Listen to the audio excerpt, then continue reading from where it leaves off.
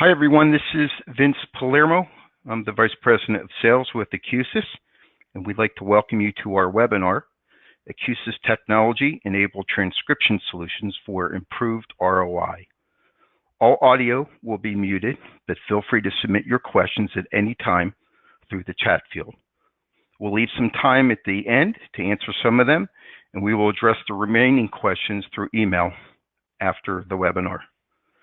Our presenter today is Earl Schweinsberg, Director of Technology Solutions. Earl joined Acusis in 2006 and has over 30 years of experience in software engineering, product management, and providing technology solutions in healthcare. Earl earned his Bachelor of Science in Electrical Engineering from Grove City College and his Master of Science in Business Information Systems from Robert Morris University.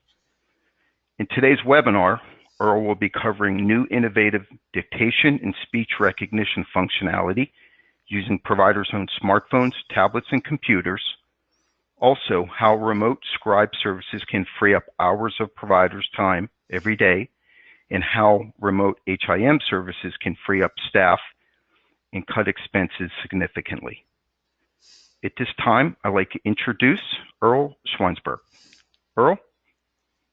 Thanks, Vince. I will go through a quick agenda here.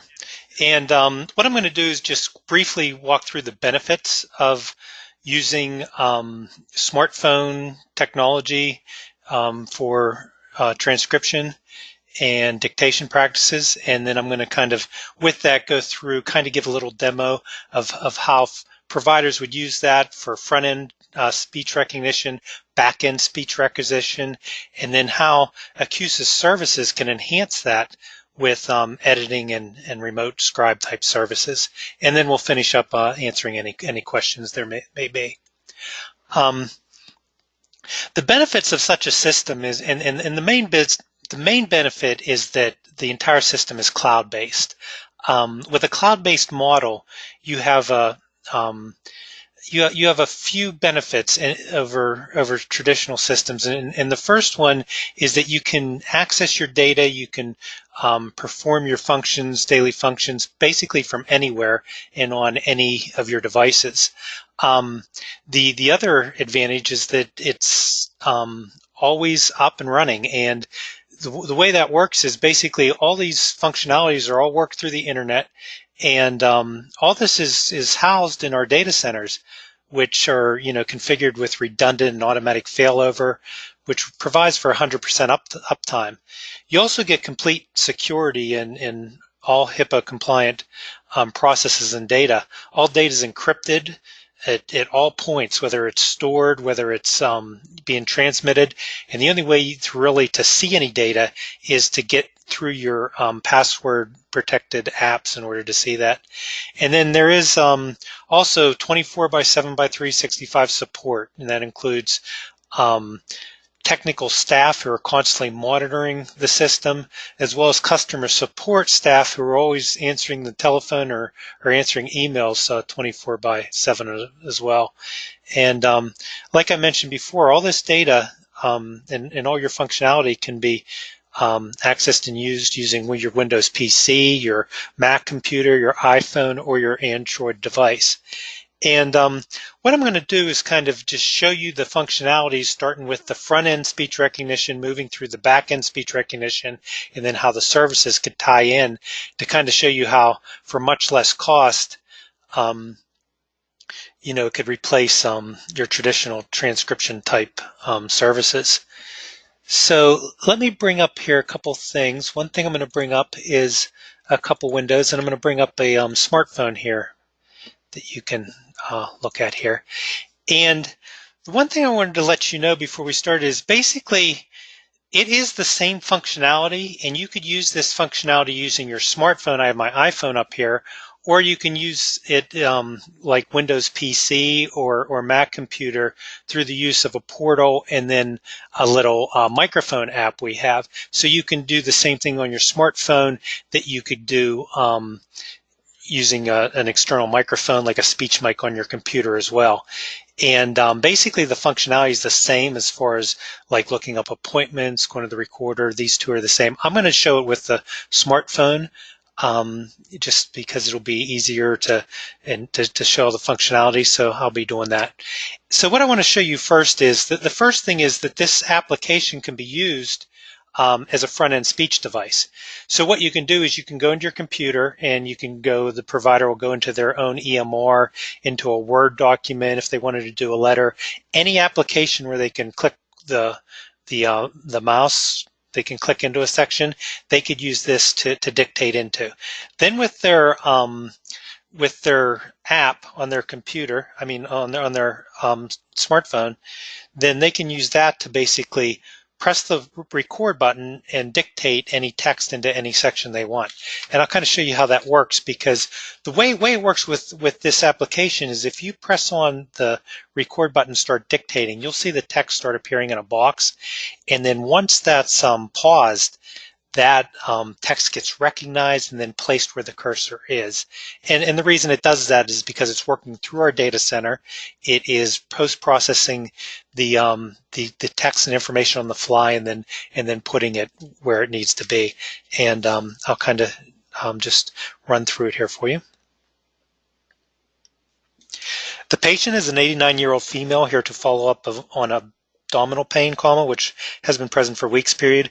The discomfort only occurs at night, which usually wakens her at the same time period. The pain is characterized as burning in the upper abdomen period. She does not have any reflux symptoms period.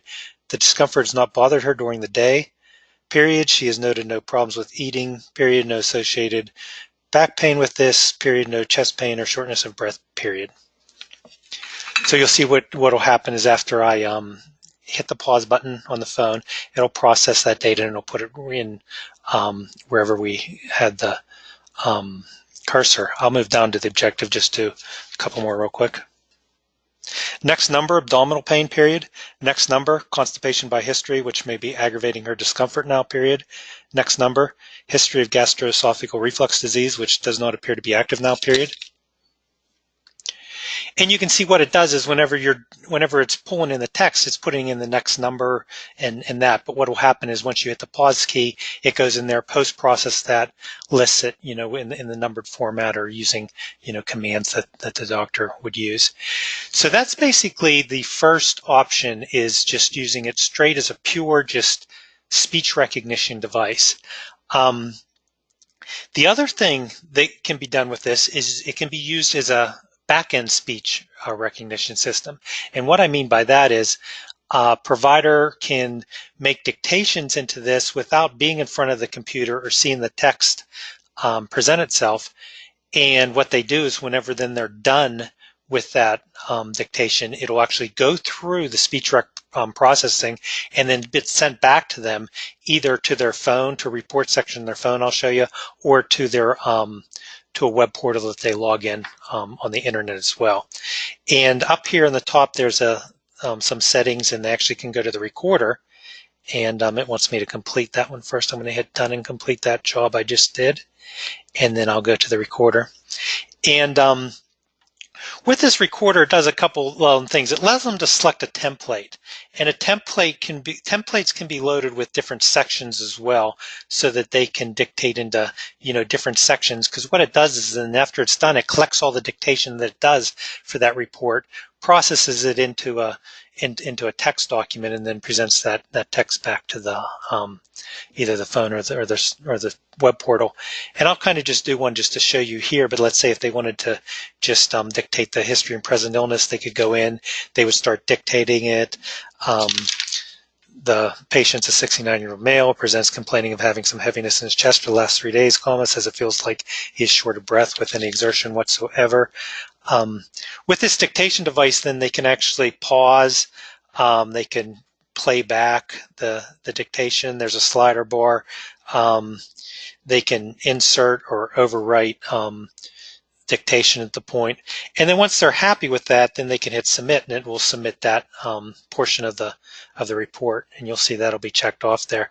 Once they're completely done, they can click on done, and that's whenever we'll send that for the whole back end process. The other option with this I wanted to show is this can be interfaced to your scheduling system, and that can be through the use of HL7. It could be where we have clients who just upload Excel spreadsheets or fixed files automatically come across. There's many means of getting patient information from your scheduling system into our system. But when that's done, you'll see there's an appointments button down here, and there's a couple things here. One, if it's an outpatient type setting, then you can actually go to the day and see, let me go to a date here, and you can actually see all the patients that are due that day, and then provider can dictate on them. And this could be for a particular doctor, it could show their patients, or you can put in there to show all the patients. But then whenever they want to dictate on a certain patient, they can just click on that patient and it'll take them to that. And then once they're done with it, it will check them off in the list like I showed you before. But however, what they can do is once they're done, they can click on done, and it will send that off and submit that for the back-end speech recognition. Now, it usually takes, depending on the length of the dictation, if it's a 3-minute dictation, it'll probably take about 3 minutes to process through and come back. Longer ones will take more. But once they come back, there's a report sections here, so you can find your reports either in the on the phone in the report section or in your web browser itself. And you can search for patients down here at the bottom. It'll put them into buckets as ones that the doctors need to approve or not approve, because they can actually use this to actually review and approve the reports before they go into the system. And let's say that, for instance, there's an interface set up into your EMR. They could do a dictation. It'll come back to here. Before they wanted to actually do anything with this, they could actually go in, look at the document, and then they could say, okay, they can even edit the document if they want. There's an edit button down here. And they could go in there and make edits to it if they need to. At that, they can save or cancel it. Once it's saved or canceled, then they can actually accept this report. And what they could do is click on the sign that electronically sign it. That could be set up and configured to do multiple different things. It could be either set up to go into the EMR, that could trigger it to go to a certain staff member, or given a different status. However, like that process can kind of be configured for your particular hospital or office. And then now in this case, this is, so far what I've gone through is all basically speech recognition on the provider side, or the office staff also reviewing reports, but there's really no services behind it, and it's kind of what you dictate is what you get back from the engine. What can also be done with this, though, is you can choose, there's a settings in here, and one of the settings is actually send to editor. And if you click on that and actually turn that on, what will happen is before that report comes back to you, it'll go through one of our service editors, who will basically listen to that full report, edit everything, format it on the correct templates, make sure that's correct before it's sent back. So it kind of gives providers 3 different ways in order to complete a report, and they can use one or all 3 at the same time. And we do have clients that do such things. For instance, if they're just doing progress notes, they're kind of just like 3-4 line progress notes of seeing patients when they're doing rounds. They could actually end up doing them themselves. They'll dictate them, and then they will have them automatically go through, because they're just on their smartphone at that point. They'll come back and look at them and then send them through. Whereas there are some reports that they want to do by themselves directly in the EMR, so they'll just enable the mode to do that. And then there's also the modes where, let's say it's something more complicated, it's a 5-page evaluation or consultation, they want actually somebody else to edit that, and they don't want to spend 20 minutes editing a report and making sure it's correct. So basically there's all that can be done all within this, and all within a single button. So they can choose to do one report one way and one report another way. There is one other option here as well, and that is if they want to actually do the front-end speech recognition, but not inside their own EMR. This isn't the case. There's some EMRs out there that aren't that friendly to type into. eClinicalWorks comes to mind for me. But what you can do with that is you can bring up in our portal, you can basically load a template that you want.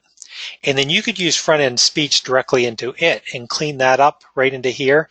And then whenever you hit save or done on the microphone here, it'll take that report, it'll process it and send it through the interface into the system. And then you've also got, even with this option, you still have the option to send it to the editor or not at that point. So they can send it directly into their EMR, or if they choose to, they could have that go through editing services first and then sent back directly into the EMR. And then the final portion of this, in order to keep with the flexibility, is that there is web portal access that can be given to anybody, and not just the provider itself, but let's say HIM staff, medical record staff, nursing stations can all be given this type of access to view reports or view documentation that the providers put in. And so along with that, I'm going to jump back here to the PowerPoint, and one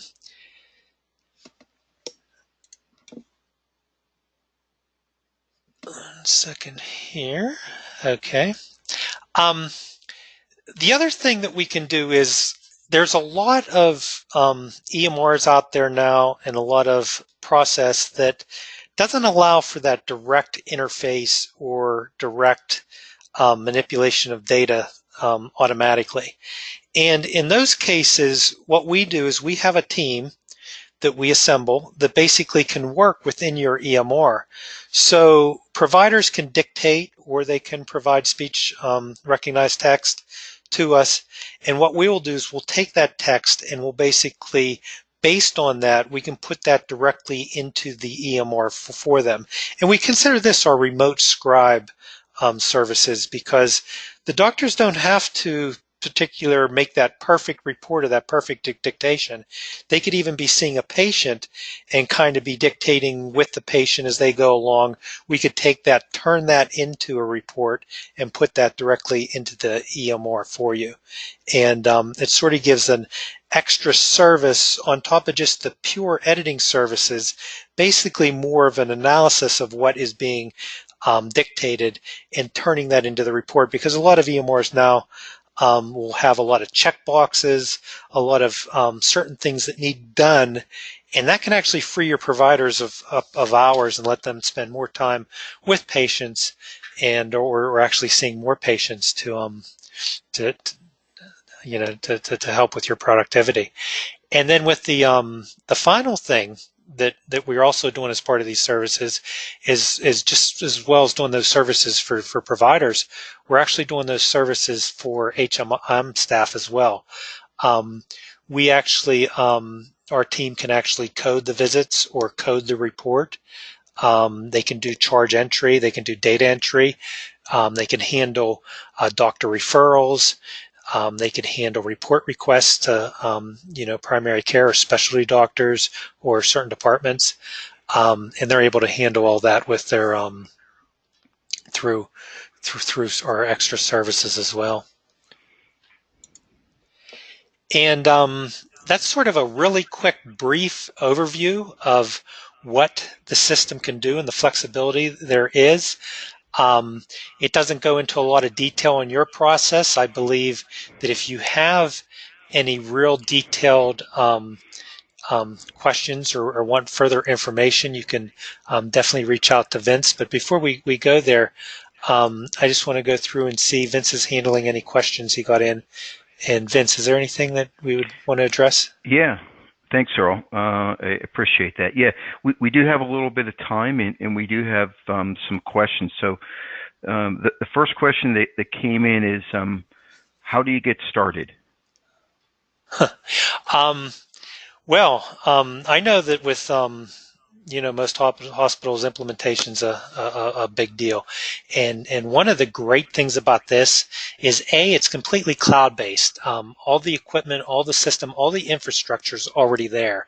All it's needed is that it needs to be configured. So we go in with a customer, and basically based on the size, we basically look at what templates they need set up, what doctors and providers need set up, and what people need as far as set up to be able to view and look at data. And from there, that can usually be set up with smaller clinics, it's usually a couple-week time frame just to get that information and put it up. With larger hospitals, maybe about a month, because at that point you sometimes have interfaces that need tested with IT groups, so it could be a little bit longer. But basically, the days of 3-month implementations are long gone. Good. Thanks, Earl. Yeah, the next one came in is, can you interface into my system? Yeah, it depends what that system. Well, yeah, and basically this is all really front-end provider ease of use, but as far as the back-end interfaces, those are all still available as we've always had in the past, and especially receiving patient information and sending report information results back into the EMR. We basically interface with any systems out there using HL7, FHIR, XML, fixed file formats. We even have doctors' offices and those type sending up Excel spreadsheets that kind of upload automatically into the system with patient information. Okay. Yeah. Thanks, Earl. And then we'll take the last one. I know this is a big one. How much does it cost? Yeah. Basically, there's two different costs with this system. There's the fixed cost, which gives you the technology, gives you the front-end speech recognition, the back-end speech recognition, and that there is a set cost per user based on how many users are in the system, but based on that, of course, there's a different price. The price levels go down per user the more users you have.